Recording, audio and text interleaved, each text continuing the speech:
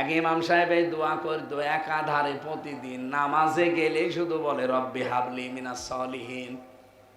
এক মুসল্লি একদিন বলছে, হুজুর সারা জীবন দেখলাম শুধু একই দোয়া পড়েন, আর দোয়া জানেন না। জানি। তে এ দোয়া পড়েন কি?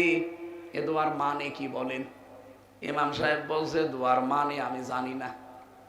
এ দোয়ার অর্থ জানেন না, দোয়া পড়ে যাচ্ছেন। এই যুবক বলছে, ঠিক আছে আমি একজনকে জিজ্ঞাসা করবো। এক ভালো আলেমের কাছে গিয়ে বলছে, আমাদের ইমাম সাহেব সারা জীবনে একই দোয়া পড়ে, কিন্তু দোয়ার অর্থ কি উনি জানে না। এ দোয়ার অর্থ কি? আলেম বলছে, এটা দোয়া না, এটা কোরআনের আয়াত। সূরা সাফফাতের 99 নাম্বার আয়াতে আছে, হে আল্লাহ তুমি আমাকে একটা নেককার সন্তান দান করো।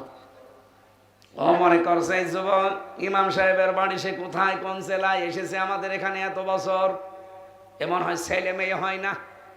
যে বলছে, হুজুর দোয়ার অর্থ তো আপনি জানেন না, আপনার ছেলে মেয়ে কয়টা?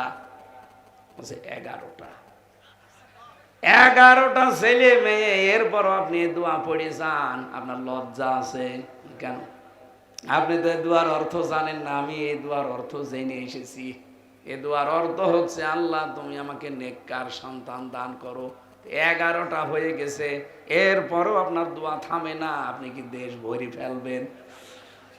ইমাম সাহেব বলছে, বাবাজি এ দোয়ার মানে এই, আমি যদি আগে জানতাম তো 11 বছর আগে বাদ দিতাম। আমি তো আর জানি না, আমি পড়িয়েই যাই, আল্লাহ দিয়েই যায়।